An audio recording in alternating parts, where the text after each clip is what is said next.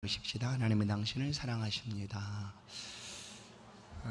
전도사님 2층에 불 켜세요. 네.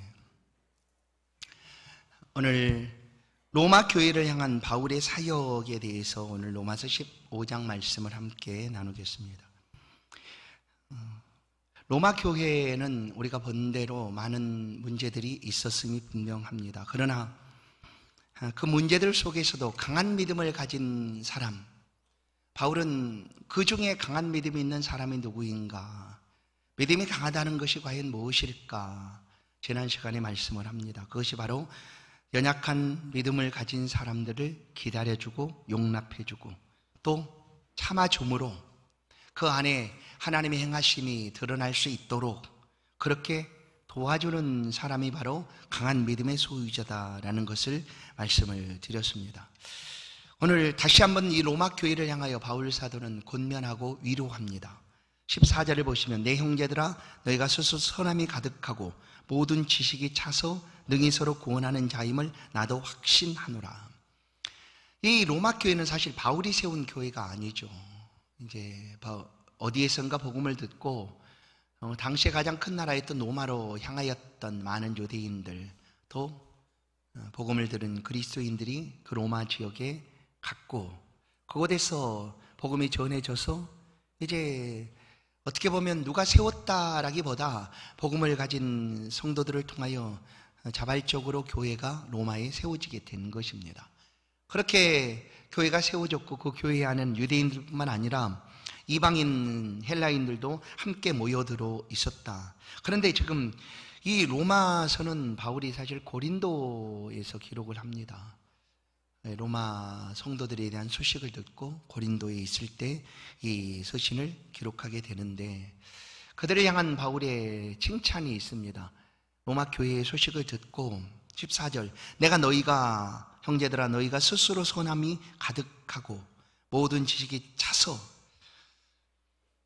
바울은 모든 학문에 어떻게 보면 통달한 사람이기도 했습니다. 그런데 이 로마 성도들을 향하여 칭찬해 주는 것은 너희가 선함이 가득하고 모든 지식이 가득 차서 라고 그들을 높여주고 있는 것이죠. 그리고 더 높여주는 부분은 뭐냐면 능히 서로 권하는 자임을 나도 확신한다. 서로 권한다라는 거예요. 서로 권하는 자인 것을 내가 확신한다. 로마 교회 안에 얼마나 똑똑한 사람들이 많이 있었겠습니까? 많이 있었겠죠. 그러나 그 부분에 대해서 바울은 이렇게 높여주는 거예요. 너희 안에 선함이 가득하고 너희들은 모든 지식이 가득 찬 사람들이다. 그러나 정말 중요한 것은 너희가 서로 구원하는 자가 되었다라는 사실에 대해서 바울은 그들을 칭찬해 줍니다. 구원하는 사람이 되었다. 선함이 가득하다라고 말할 때 로마 교회 성도들 안에 이 선함이 가득하다라는 것을 우리가 기억하게 됩니다. 우리가 살아가면서 어떤 일을 선택해야 될 때가 있습니다. 그때 어떤 것을 선택하면 그래도 이제 나는 실패하지 않았다라고 말할 수 있을까?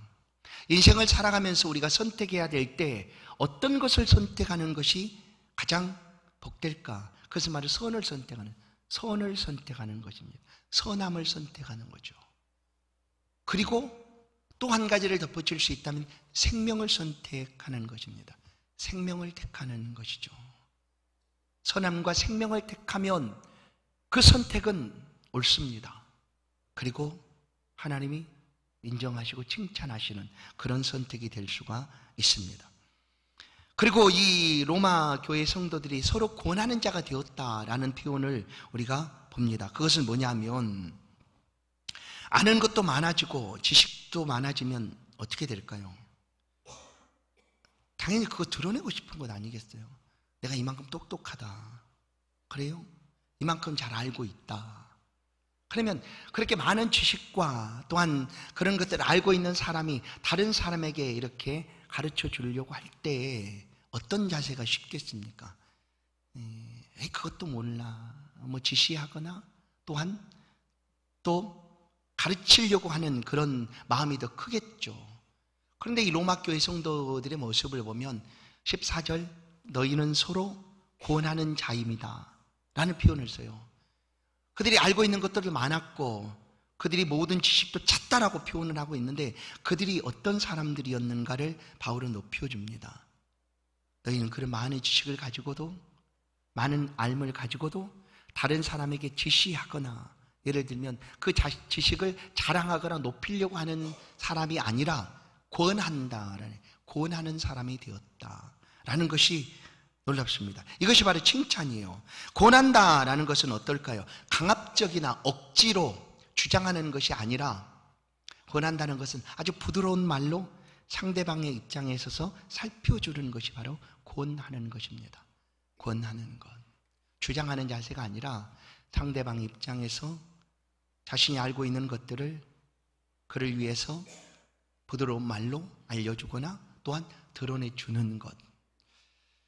우리가 지난 시간에도 믿음이 강하다는 것을 바로 이렇게 표현을 합니다.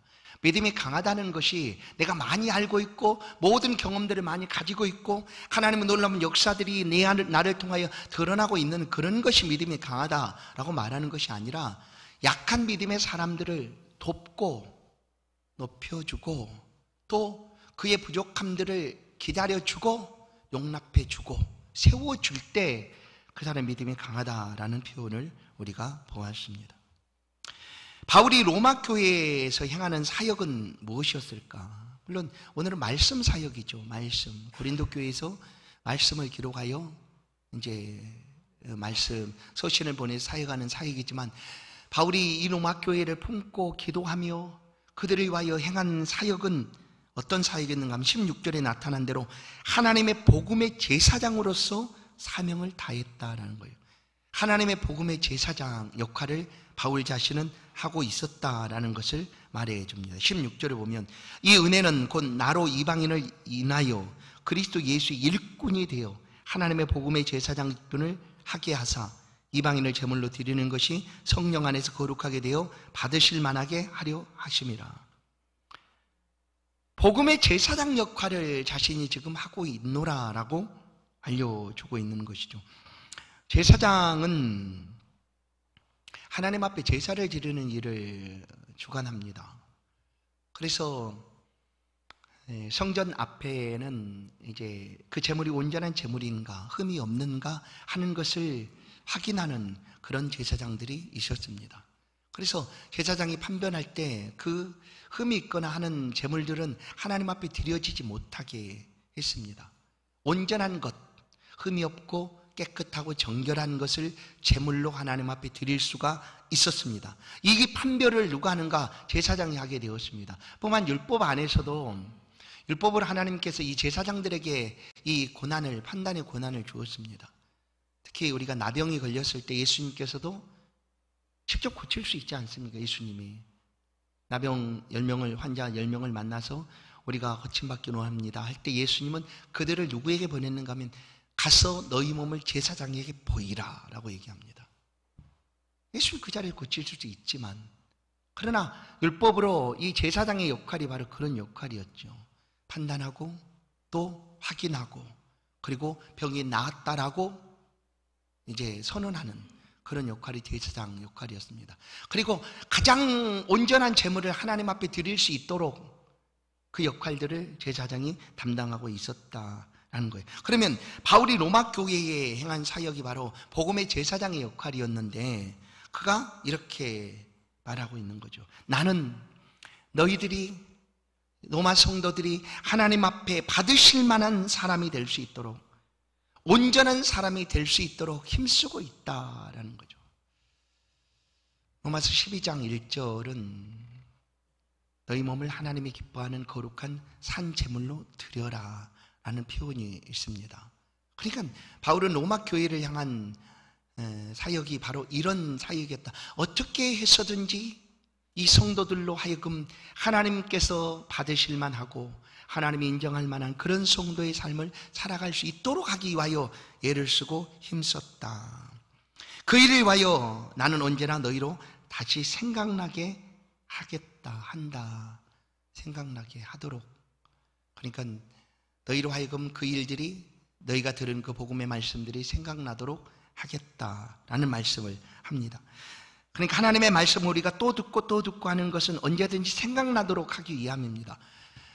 메멘토 모리라라는 그런 말이 있습니다. 기억하라, 너의 죽음을 기억하라 라는 거죠. 그러면 이 어느 상황에서 이런 외침이 들려지는가 하면, 전쟁에 나간 그 장수가 이제 승전을 하고 돌아올 때, 이제 멋진 말을 타고 개선 장군으로 이렇게 성으로 들어올 때, 종들을 통하여 뒤에서 그 종들로 하여금 이 메멘토 모리를 외치게 합니다.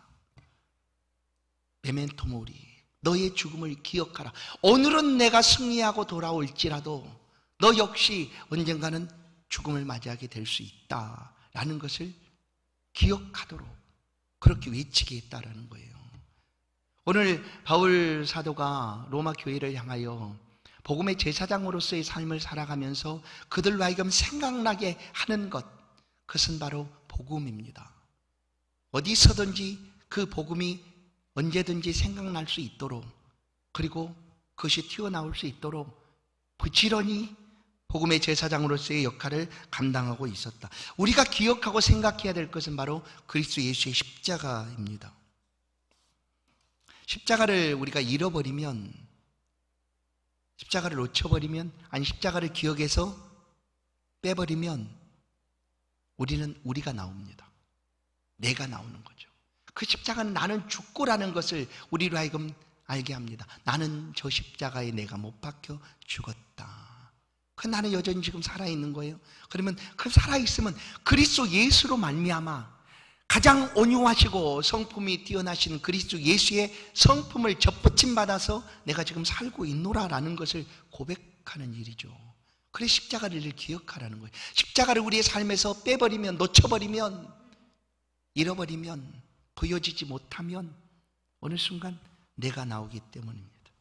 십자가를 볼 때마다 우리는 고백하게 되죠. 나는 죽고 예수로 살고, 나는 죽고 예수로 살고.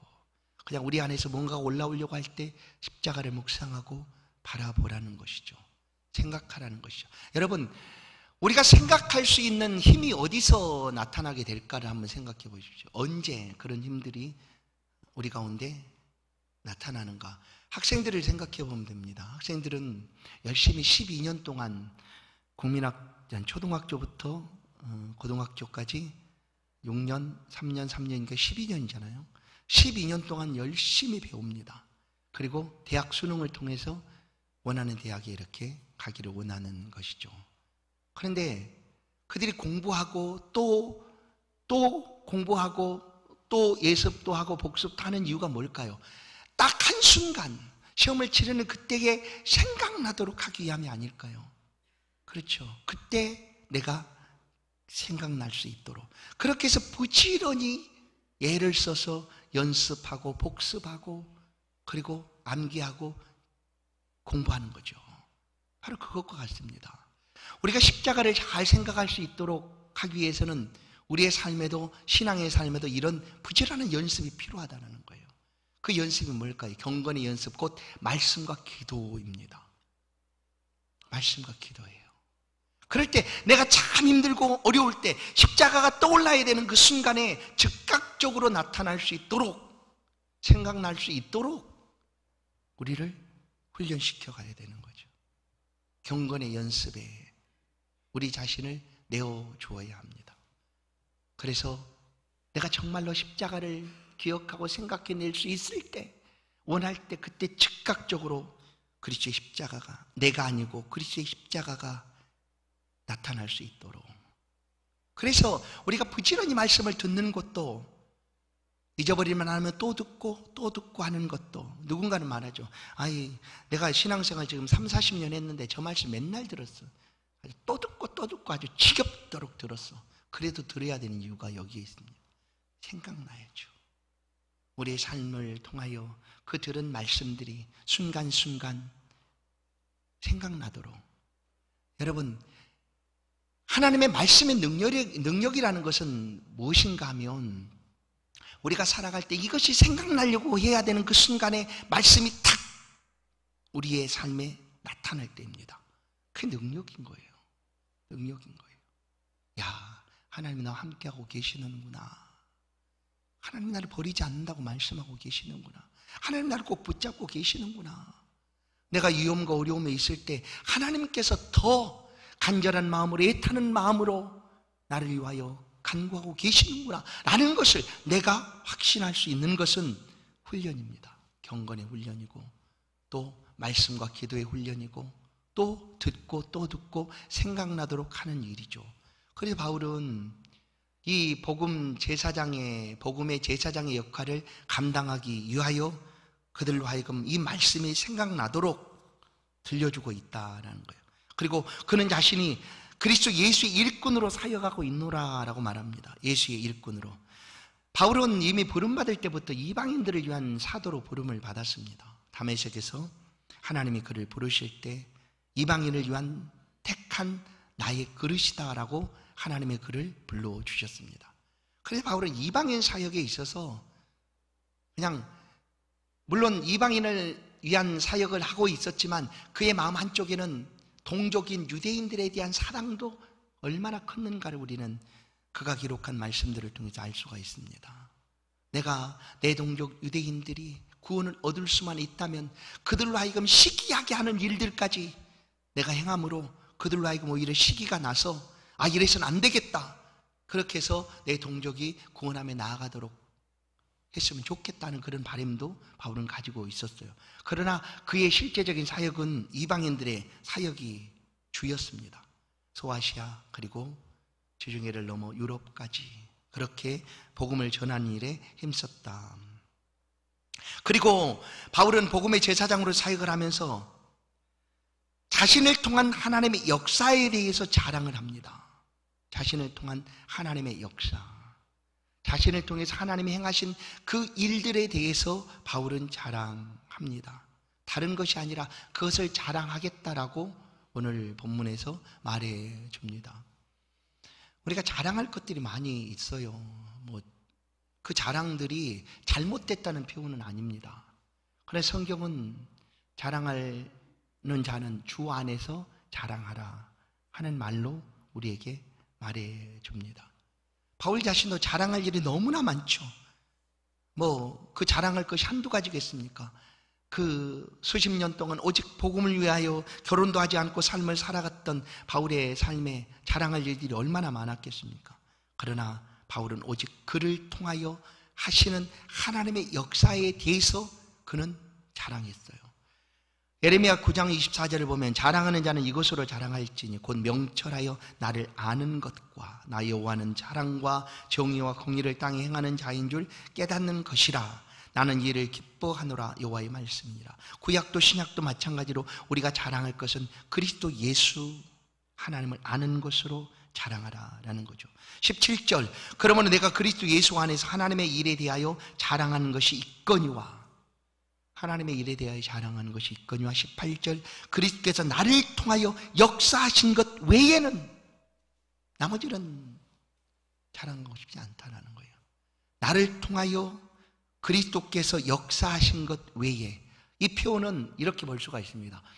그가 받은 복음을 자랑하는 것 외에는 나는 자랑할 것이 없다라는 거죠. 예수 복음을 드러내고 자랑하는 것 외에는 나는 다른 자랑할 거리가 없다. 그래서 오직 그 예수를 자랑합니다. 그래서 그의 서신 고린도후서를 보면 자랑하는 자는 주 안에서 10장 17절 자랑할지니라 라고 말을 합니다. 그러면 바울이 드러내놓고 자랑하겠다는 것이 뭔가를 오늘 말씀해 주는데 그건 뭘까요? 복음입니다. 그를 통하여 하나님께서 하시는 일이죠. 18절 이방인을 순종하게 하기 위하여 나를 통하여 역사하신 것, 그거예요. 복음이에요. 복음. 이것만 자랑합니다. 복음을 자랑하는 자신, 복음의 일꾼으로 부름받았고 그에게 역사하고 계시는 하나님의 역사하심을 자랑하는 것 외에 다른 자랑거리는 나에게 없다. 그래서 얼마만큼 바울이 이 복음에 대해서 중요하게 여기고 있었는가를 우리는 알 수가 있습니다. 복음은 예수 그리스도죠. 그러니까 그리스도로부터 들은 말씀, 그 복음 외에는 내가 자랑할 것이 없다. 갈라디아서 1장 7절 8절은 다른 복음은 없나니라고 선언합니다. 다른 복음은 없다. 다만 어떤 사람이 너희를 교란하여 그리스도의 복음을 변하게 하려 함이라. 예수 그리스도의 말씀인 복음을 전하는 그 바울을 통하여 들은 그 복음 외에 다른 것은 없다. 그러나 우리나 혹은 하늘로부터 온 천사라도 우리가 너희에게 전한 복음 외에 다른 복음을 전하면 저주를 받을지어다. 여러분, 바울이 이런 말을 한 거예요. 이게 바로 복음이에요. 그러니까 이게 이제 그 본질인 거죠. 복음, 예수 복음이 아닌 다른 복음을 전하려고 하는 일들이 많이 있었어요. 거짓 교사들이 와서 예수 복음이 아닌 다른 것들이 복음인 것처럼 전하려고 하는 일들이 그때 많이 있었다는 거예요. 교회마다, 집집마다 거짓 교사들이 다니며 예수 복음을 교란시키고 흔들어 놓으려는 일들이 있었어요. 그래 바울은 분명하고 확실하게 선언합니다. 내가 전한 복음 외에 다른 복음은 없다. 우리들 중에서나 혹 천사라 할지라도 이 복음 외에 다른 복음을 전하는 자는 저주를 받을지어다. 여러분, 우리는 축복하는 사람이지 저주하는 사람은 아닙니다. 여러분 기억하십시오. 우리 선택할 수 있다면 축복을 선택하십시오. 누구에게든 축복해 주십시오. 축복. 그러면 그 축복함은 우리가 전한 그 축복이 그 사람이 받을 만한 사람이 아니면 튕겨서 축복하는 자에게 돌아오는 거죠. 그래서 예수님 제자를 보낼 때 평안하기를 빌어라 하는 말씀으로 가장 먼저 들려줍니다. 어디 가든지 어느 집에 가든지 그 집에 평안을 빌어라. 그래서 예수 믿는 사람은 축복하는 사람이에요. 마음껏 축복해 주십시오. 특별히 가정 속에 제가 신학을 이렇게 하고 이제 신학교 1학년 때 결혼을 했습니다. 신학교 1학년 때. 그리고 이제 뭐 신학교 4학년 때 이제 한 교회 사역을 하게 됐는데 그 교회에 이렇게 사역할 때 이제 4학년이 됐으니까 자녀들이 이미 태어났어요. 우리 큰딸하고 둘째가 태어났어요. 이제 아주 어리죠. 이제 뭐 3살, 뭐 이제 막 1살. 그런데 한 집사님이 그 교회에 사역할 때, 봉천동에 있는 교회 사역을 할 때인데 그 집사님이 전도사님 왜 신학을 하셨어요? 라고 이렇게 묻는 거예요. 그래서 이제 그때 그런 자신도 이제 그 신학을 하고 싶은 마음이 있는데 그런 뭐 원수를 쓸 때 뭐 그게 들어간다고 인터뷰를 한테 요청한 거예요. 그래서 생각해 보니까 내가 왜 신학을 하게 됐지? 뭐 하다가 이제 여러 가지 해서 하나님 소명도 있고 뭐 이러다가 그러면 신학하면서 전도사님이 가장 행복한 것은 뭐예요? 뭐 이렇게 묻더라고요. 그래서 생각해 보니까 뭐라고 말할까 이렇게 하다가 그거였어요. 근데 내가 지금 그 기억이 나요. 뭐라고 얘기했냐면 내가 참 행복한 것은 매일 언제나 늘 우리 자녀에게 그때 2 자녀가 있었지 않습니까? 그 2 자녀에게 손을 얹고 축복하며 기도할 수 있다는 것이 너무나 행복하다. 난 그런 인터뷰를 했던 것 같아요. 얘기를 해줬던 것 같아요. 네, 그렇게 이제 사실 그게 정말 저에게 너무나 감사한 일이고 기쁜 일이었어요. 자녀를 축복해 준다는 것이.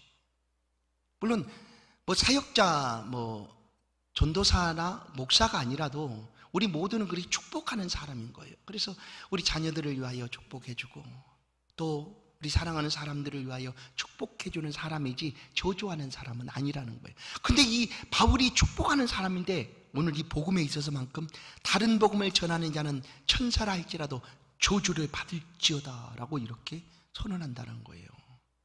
그러니까 바울이 그리스도의 일꾼으로 사역하는 이 사역은 오직 복음을 위하여 그에게 들려주시고 그를 통하여 역사하는 이 복음을 자랑하는 일이었다. 18절 말과 행위로 19절 표적과 기사의 능력으로 성령의 능력으로 이루어진 일들이었다. 이 복음은 그렇게 바울은 자랑을 합니다. 그리고 이 그리스도의 복음을 자랑하기 위하여 전하기 위하여 예루살렘부터 일루리공까지 이 일루리곤은 오늘날 유고슬라비아 그런 지역입니다. 근데 이 일루리곤이라는 표현이 로마서에서 등장하고 또 한 번 등장한 데가 있어요. 디모데후서 4장 10절에 보면 디도는 달마디아로 갔고, 근데 그 당시에 이 달마디아가 바로 일루리곤이었다.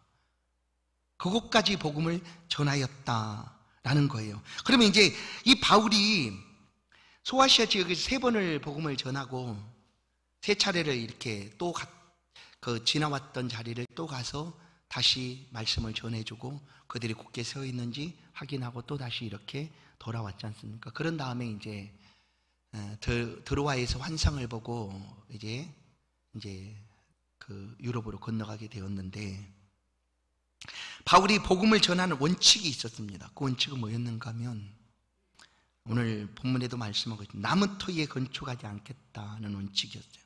뭐냐면 이것은 복음이 전해지지 않은 곳에 가서 나는 복음을 전하겠다 하는 것이 원칙이었어요. 그리고 어느 한 곳에 머물러 정착해서 왜냐하면 목회라는 것은 사실 한 곳에 정착해서 그 성도들이 하나님의 말씀으로 온전하여지고 하나님이 받으실 만한 사람이 될 수 있도록 가르치고 권하고 또 함께 신앙의 삶을 살아가는 것이 목회인데, 이 바울은 복음을 전하는 일에 있어서 그렇게 하지 않았어요. 그냥 전하는 전도자의 삶을 살아간 거예요. 그래서 가지 않은 곳을, 그러니까 한 곳이라도 빠지지 않도록 골고루 복음을 전하는 것이 바울의 원칙이었습니다. 이미 복음이 들어가 있는 곳에서는 바울이 그곳을 가지 않았다. 그러니까 남의 터 위에 건축하는 것을 원하지 않는 것처럼 바울이 복음을 전하는 일에 있어서도 그렇게 하였다. 그리고 가장 원칙은 뭐였냐면 우선순위는 복음을 듣지 않는 곳이었습니다. 복음을 듣지 않는 곳에 가서 복음을 전하는 것이 바울이 복음 전도의 원칙이었다. 그리고 이 이제 로마서 서신도 아까 말씀드린 것처럼 고린도에서 보낸 서신인데, 바울은 그때 이 로마의 교회에 대한 소식을 들었고 이제 로마에 가기를 원하였습니다. 이제 로마서를 보면 내가 너에게 한두 번 가기를 원하였다. 그러나 바울이 가기를 원한 그 종착지는 로마가 아니었어요. 로마가 아니고 어디였는가 하면 그 로마를 거쳐서 그곳으로 가기를 원하는 것이었죠. 로마서 15장 23절, 이제는 이 지방에 일할 곳이 없고 또 여러 해 전부터 언제든지 서바나로 갈 때에 너희에게 가기를 바라고 있었으니. 그러니까 바울이 로마를 가기를 원했지만 바울이 로마에 정착하기 위해서 그곳이 종착점이 아니라 로마를 거쳐서 서바나로, 오늘날 스페인이라고 하는 그곳까지 가기를 원하였다. 그것이 바로 바울이 소망이었고 그곳에도 복음을 전하고자 하는 것이 바울의 마음이었다. 그러나 이 바울은 사실 이제 로마로 가게 됩니다. 가서 로마에서 2년 동안 머물면서 그 로마 성도들에게 복음을 전해주죠. 그가 로마서 서신을 통해서 말했던 로마서 1장 16절 17절, 내가 복음을 부끄러워하지 아니하노니 이 복음은 모든 믿는 자에게 구원을 주시는 하나님의 능력이 됨이라. 복음에는 하나님의 의가 나타나서 믿음으로 믿음에 이르게 하나니 오직 의인은 믿음으로 말미암아 살리라 하는 이 복음을 바울이 그들 가운데 알려주고, 로마 감옥에 갇혀 있었으니까 서바나로 가기를 원했지만 바울은 그곳까지 가지를 못했습니다. 그리고 로마 감옥에서 순교를 당하게 되죠.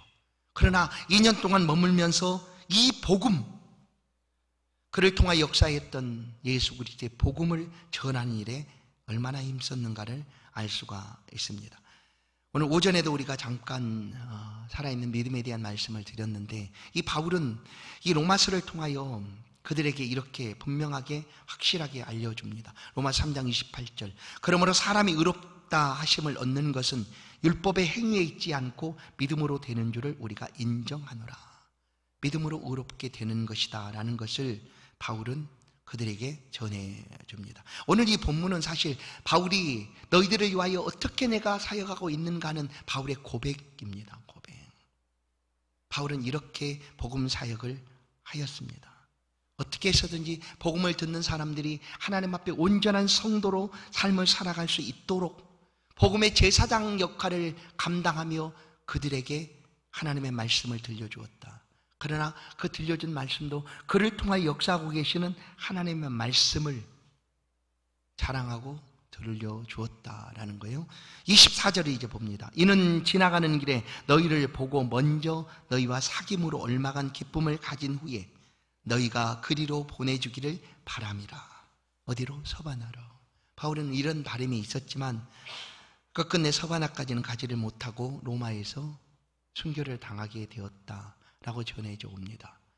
그리고 저는 아직 로마는 유럽은 가본 적이 없는데 이 로마가 바울이 순교 당할 때 그 목베임을 받고 죽임을 당하였는데 목이 이렇게 잘리는 그 목이 서바나 쪽을 향하여 3번 뛰었다. 그래서 오늘날까지 그 핏자국이 있다라는 그런 말이 전해져 옵니다.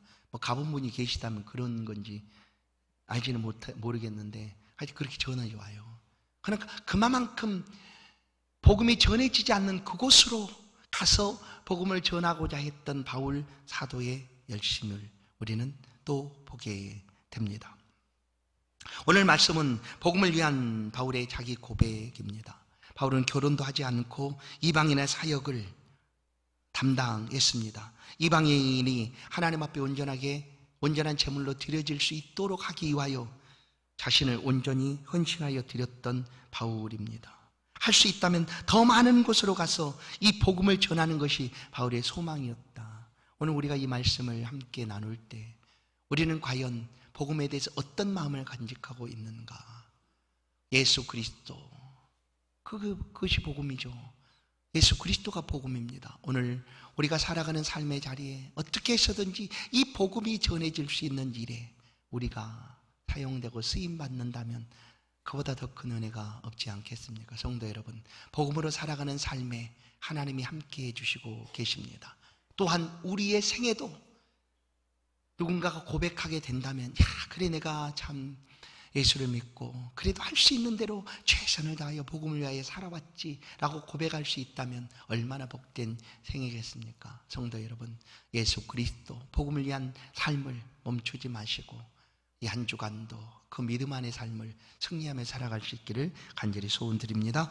하나님 감사합니다. 우리를 복음으로 부르시고 예수 그리스도 안에서 생명을 가지고 살아가게 하신 하나님, 결혼도 하지 않은 채 하나님 앞에 온전히 헌신하여 복음을 전했던 이방인들의 사역자로 사도로 부름받아 그 사역을 충실하게 온전히 감당했던 바울 사도의 고백을 듣습니다. 하나님, 우리도 살아가는 삶의 자리에 우리에게 들려주신, 우리를 통하여 역사하고 계시는 그 예수 그리스도 그의 복음을 우리가 품고 살아갈 수 있도록 붙들어 주시고 함께하여 주옵소서. 주의 백성들이 살아가는 모든 삶의 자리가 복음의 일터가 될 수 있도록 붙들어 주옵소서. 예수 그리스도의 이름으로 기도하옵나이다. 아멘. 찬송 349장입니다.